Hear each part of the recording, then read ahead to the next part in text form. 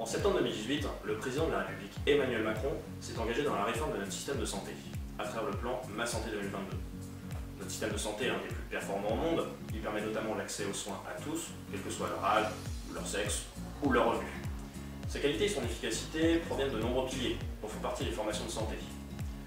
Pour répondre aux besoins de demain, tels que le vieillissement de la population ou l'augmentation des maladies chroniques, ainsi qu'à certaines problématiques actuelles, notre système doit se renouveler et se moderniser.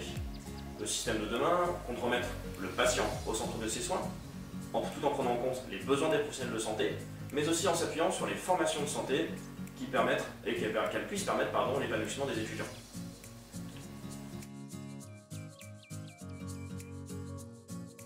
Aujourd'hui, l'accès aux formations de santé est permis par un concours d'entrée, dans lequel peu d'étudiants réussissent à restituer leurs connaissances et leurs compétences.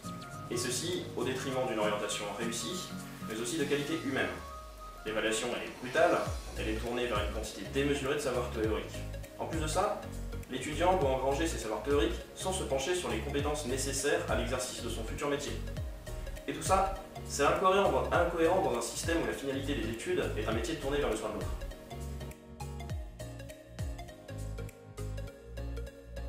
La refonte de l'entrée en études de santé permettra un accès égalitaire aux droits et aux services étudiants, de plus grandes possibilités de mutualisation des enseignements, avec d'autres formations, mais aussi une meilleure coopération entre les futurs professionnels de santé. Il faut également pouvoir garantir la diversité des profils entrant en études de santé, garantir également pour chacun des parcours de réussite, et aussi garantir des évolutions possibles au cours de leur vie professionnelle. Le système proposé y comprendrait de multiples parcours d'entrée. On en retrouverait un premier qui regrouperait une majorité d'enseignements en santé auxquels on ajouterait une minorité d'enseignements autres, par exemple des enseignements en droit ou des enseignements en sciences. Ce serait un parcours qui serait plutôt destiné à des étudiants sûrs d'aller en formation de santé à l'issue de leur baccalauréat. On aurait un deuxième parcours qui cette fois-ci aurait une majorité d'enseignements autres que la santé, donc toujours dans le même exemple du droit ou de la science, auquel on ajouterait cette fois-ci une minorité d'enseignements en santé. Ce serait plutôt un parcours qui serait destiné à des étudiants qui ne sont pas sûrs de leur voie après le baccalauréat. Et enfin, on aurait d'autres parcours qui seraient des parcours qui permettraient notamment la valorisation d'une nouvelle orientation ou la valorisation d'un parcours antérieur. Il est important de noter une chose. La réforme de la PACES et la loi santé sont deux choses différentes.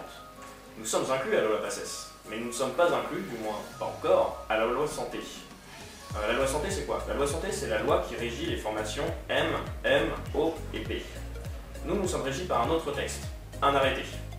Nous souhaitons tout de même être inclus à cette loi. Nous avons même déposé des amendements à l'Assemblée nationale pour y être inclus. Mais néanmoins, ils ont été rejetés.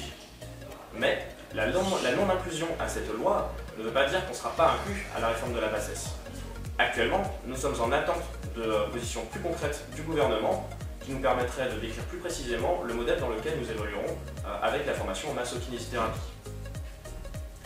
Il est actuellement primordial de faire attention aux fausses rumeurs. Il faut évaluer chaque information pour en connaître sa véracité et séparer aussi les autres éléments de revendication de la profession. En effet, actuellement, nous souhaitons obtenir le grade de master, nous souhaitons obtenir les 300 ECTS, mais aussi l'universitarisation de la profession. Et ces combats sont tout autres que le combat de la réforme de la PACES.